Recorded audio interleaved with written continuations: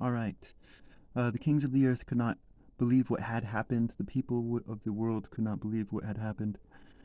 They could not believe that enemies would be able to come through the city gates of Jerusalem. This happened because the prophets of Jerusalem had sinned, right? So how had they sinned, right?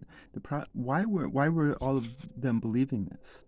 They were believing it because the prophets of Jerusalem were saying that the Jews were invincible. And so everybody believed it. But these are false prophets, right? Um, because you have these same prophets are saying nothing about the prince who is a deer.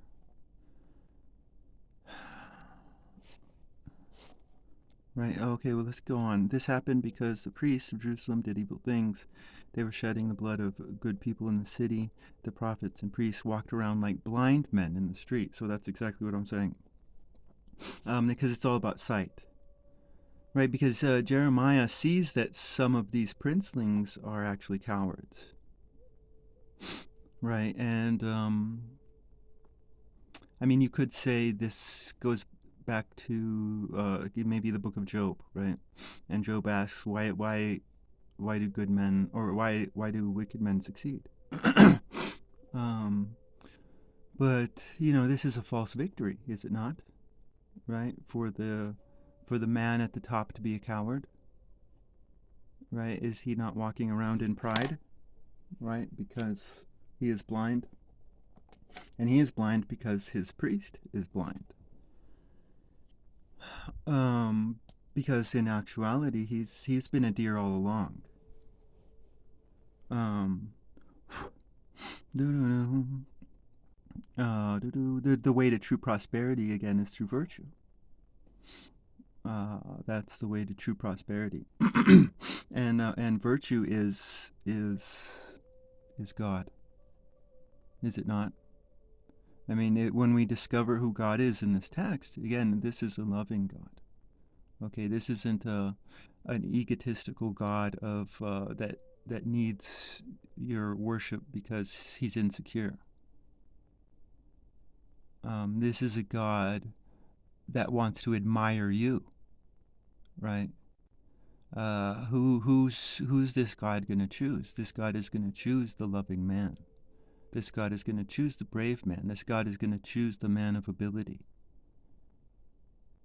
Because this is, in these texts, we are the image of God. And who is God? God is a maker, right? There are nasty men who come around and they read this text and they just abstract. Who is God? God is the being of the essence of the fucking bullshit. This is not what's happening with these words. God is the creator. He makes things, right? He's a craftsman, right? And these are the writers of the Torah are arguing for a craftsman society where ability is the name of the day. But this can only come around with a good education. But that's going out of text. Well, no, it's not going out of text because again, it's all about blind men, right? So education is true sight, you could say.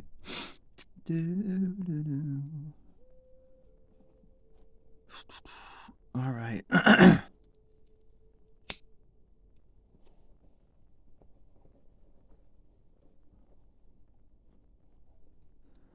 Let's see, where are we? Blind men. Okay. They had become dirty with blood. No one could even touch their clothes. People should go away. Don't touch us, right? So this is this writer is has been saved, right? So he is. There's a lot of lightheartedness in this text. Um, go away, don't touch us, right? Because this is the real nature of evil. Uh, what we have to recognize is that all wicked people are posers, right? So the prince poses like a lion. The man of hate poses with love and justice.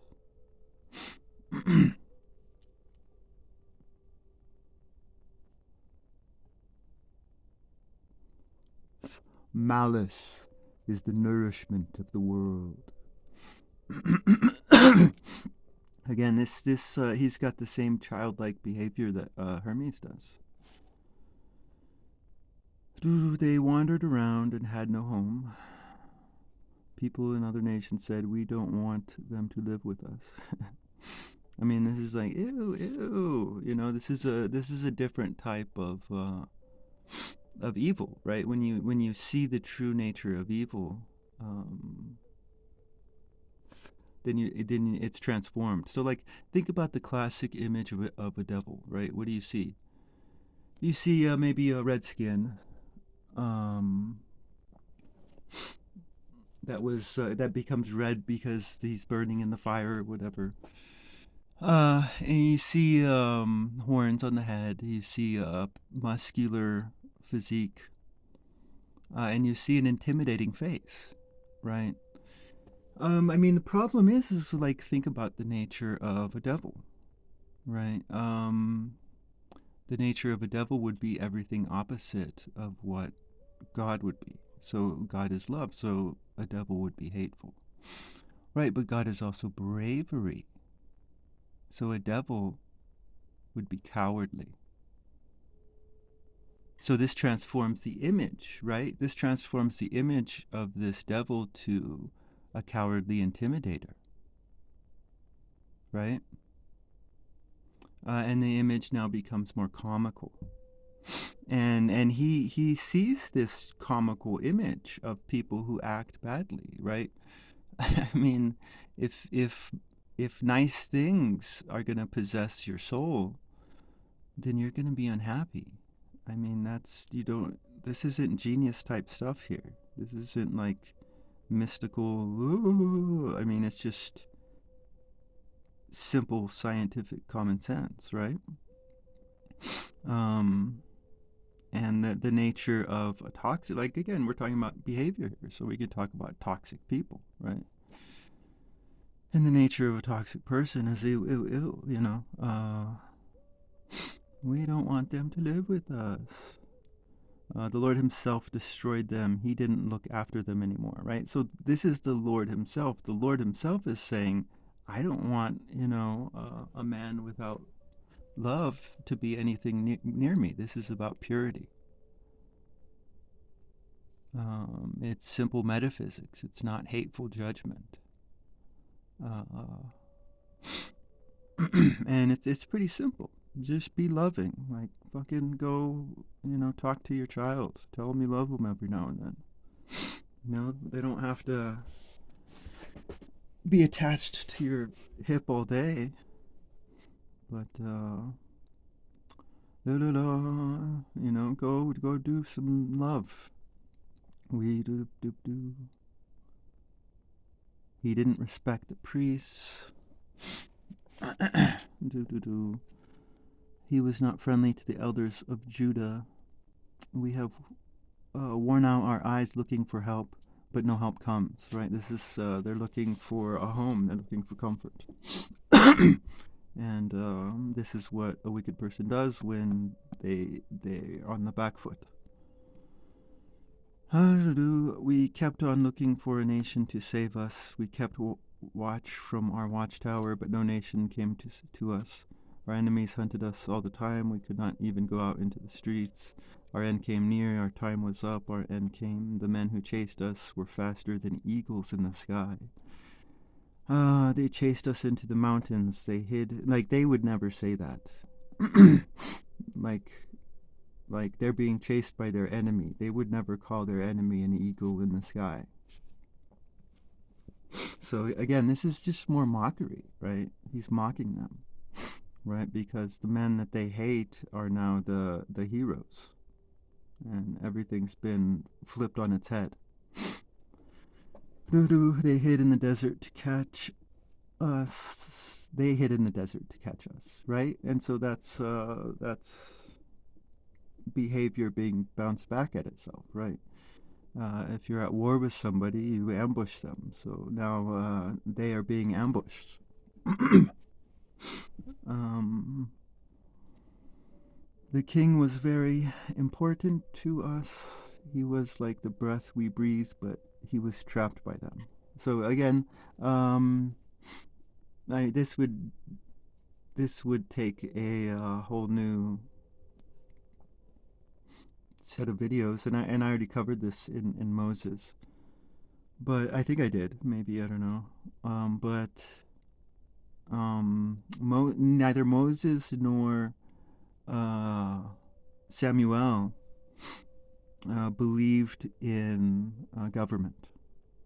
What Moses did was Moses gave judicial powers directly to the people. Right. So if you want to think about judicial, where judicial powers lay, he gave those powers to the people, and the people, like think about how much sense that makes. If there's a murder in your community, then that's your business. The idea that someone can come along and cover up this information is actually quite disgusting. If there's a murder in your community, that oh my god, that affects you and your household. So that's your business, right? And so this is what Moses did. He gave judicial powers directly to the people. And I mean, there was that whole scene where he's like, "Oh, don't bother me." Moses doesn't want to be bothered. Moses would rather be, you know, um, reading his books or maybe learning a new craft. Moses was a very knowledgeable man, which is where his law comes from, his own knowledge. Um, and so he'd rather be doing that stuff than, you know, micromanaging the people. and and so he gave judicial powers to the people. And if there was a controversy, that's when the rabbis would step in. If there was still controversy, then Moses, the high priest, would settle it. This was not a theocracy, or the judicial part was not a theocracy. As far as politics are concerned, the during time of trouble, the rabbis would choose a champion, and then that champion would quote unquote be in charge. Um, and so yeah, and this is true with Samuel as well. Like people completely misread Samuel, but he was always against kingship. And David was actually his champion, and Samuel maintained control at all times. David was never in charge. Um, after this, I was thinking about reading this story about Ninkabura, and I think the same dynamic is occurring. But with Moses chose Aaron as his champion. Moses is the guy in the shadows who's not speaking. And then Moses later on chooses Jonah as his champion, right? But it was Jonah's priest who was the one who was calling all the shots. I forgot his name. I think it begins with an E. All right, let's go. The Lord himself chose the king, and we said this about the king. We will live in his shadow. He will protect us from the nations. And so he's criticizing their belief in because it's about the law, right? In the way Moses set everything up, really the law is in charge, right? Not the people, not the rabbis. The law is in charge.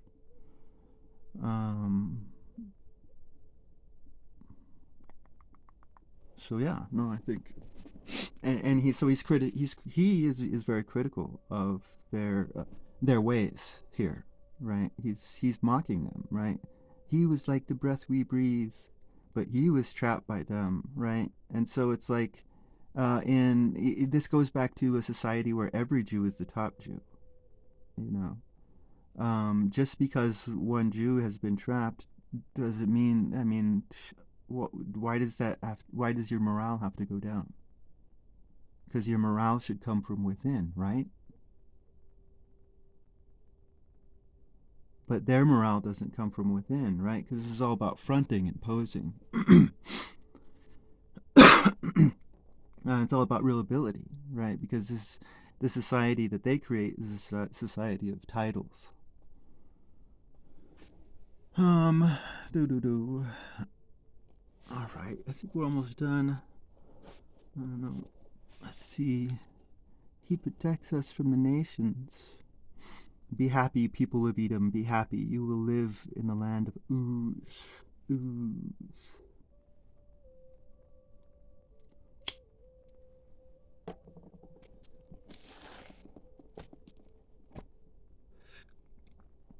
But remember, the cup of the Lord's anger will come around to you too. When you drink from that cup, you will get drunk and strip off all your clothes. Your punishment is complete, Zion. And you will not go down into captivity again, but the Lord will punish your sins, people of Edom. He will uncover your sins. And so,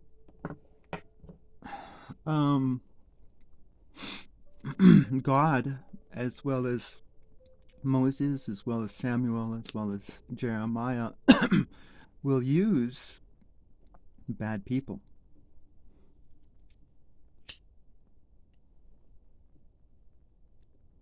for their own ends and manipulate them. Remember, Lord, what happened to us. Look and see our shame. Our land has been turned over to strangers.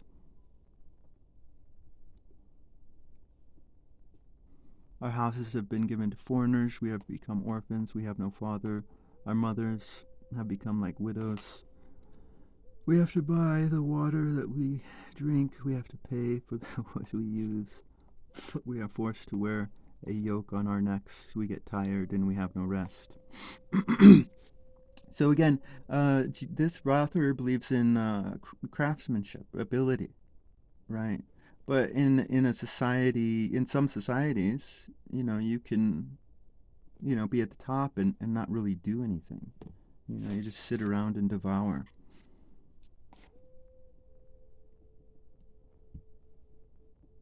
We made an agreement with Egypt. We also made an agreement with Syria. Our ancestors sinned against you, and now they are dead, and we are suffering because of their sins, right? So this is like just, it's like, oh, we're sorry, but we're not. Slaves have become our rulers. No one can save us from them.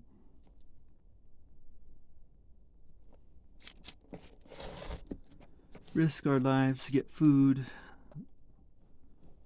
And there's a repeating. I don't know. There's something emotional, poetic, cultural. Our skin is hot like an oven. We have a high fever because of our hunger. The enemy raped the women of Zion. The enemy hanged our princes. They didn't honor our elders, so well, this guy doesn't honor them either, right? So he's ending with like total mockery of them. And this shows a more light-hearted person, right? Because he's been saved from all of that distress that he was under. And I mean, he almost pities them, right? There's a pity the fool going on type here, right?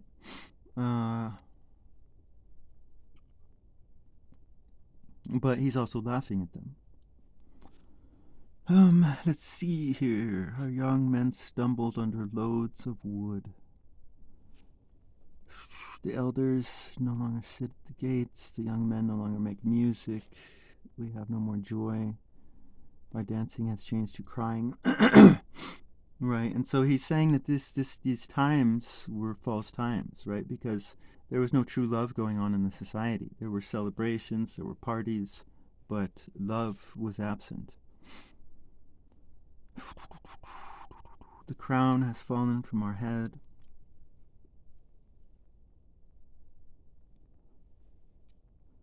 Right, and then crown is like intelligence. Things have gone badly for us because we sinned. For this reason, our hearts have become sick and our eyes cannot see clearly. Right? Well, they couldn't see clearly before. Right? They still can't see clearly. Mount Zion is a wasteland. Foxes run around Mount Zion, but you rule forever, Lord. Your kingly chair lasts forever and ever. You seem to have forgotten us forever. You seem to have left us alone for such a long time. Bring us back to you, Lord. We will gladly come back to you, make our lives as they were before. You were very angry with us. Have you completely rejected us, right? And no, that's like all they need to do is choose love, right? It's pretty simple, salvation is just a click in your head, choose love, choose bravery, bravery is a horrifying virtue, it's like a terror that haunts you. Love can be difficult, but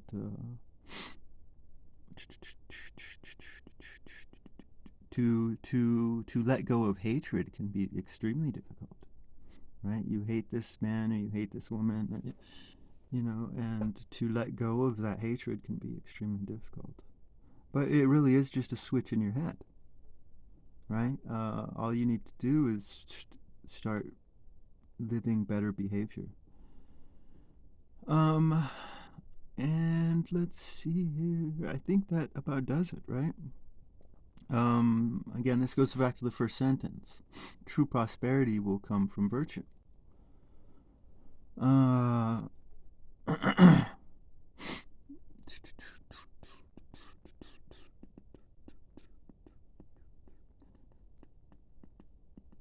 mean, like you could talk about value, right? Where's real value? And I mean, real value is in virtue, right? Is it not? I mean, do not people say that at the end of their lives they wish they had, spent more time with their family and friends? They spent more time, reading or developing themselves. Less time working, right? They wish they had more time for love. But there's no time in our society, right? Our society is is not the society of Moses. Because in a society of Moses, you have time for work, but you also have time for each other, and you also have time for yourself. Life is more balanced.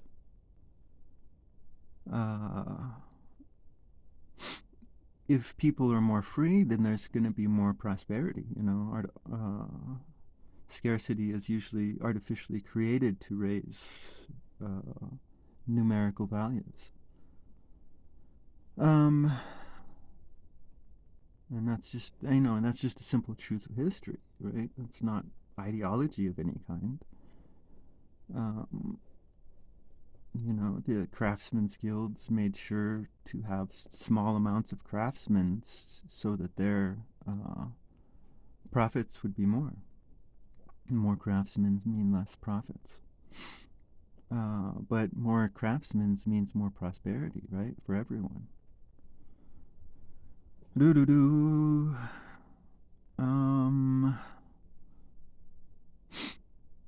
And so, yeah, no, real prosperity will come from virtue. So all you need to do is, go to virtue. I mean, we live in a world that pities love, right? I mean, what is love but respect, right? It's to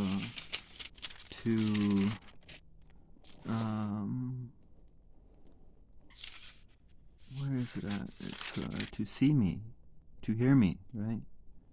I don't know what it's at, but they're saying see me, hear me, um,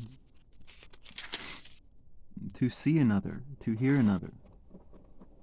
Uh,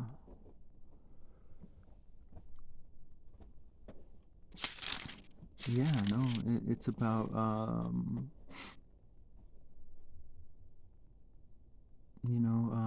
a healthy relationship. Healthy relationships, you don't lose your identity, right? So, boom, boom, boom, boom. Yeah, no. In a society of virtue and freedom, every Jew has the ability to be the top Jew. You know, lineal hierarchies disappear because you get to a certain point as a craftsman where I mean, how do you compare two craftsmen? You can compare their science maybe, but art is something that each piece is beautiful and unique. And within art, lineal hierarchies disappear. And so within true craftsman society, you're not going to have these ladders. These ladders of tyranny. Um, you're going to have a more respectful society. Doo-doo-doo. In a truly free society, you'd have men who are capable of multiple crafts, and men and women who are capable of multiple crafts, right? And if you think about a craftsman society, a woman could craft, just as well as a man. And so, in a craftsman society, you'd have, what you would call true equality, right? But there's some people who would not like this society because they have bad behavior, right? The man or woman who wants to control doesn't really have a will of their own, right? And so they need others to do stuff for them. Do do do. So yeah, there would be many that wouldn't like a society that is free, because they themselves are not virtuous, so they'd fight against it. Um, I think that's it. I mean, this is all about sight, and this is all about human behavior and virtue, I think. And people totally misread all this stuff all the time. But I think that about does it. We will see you later.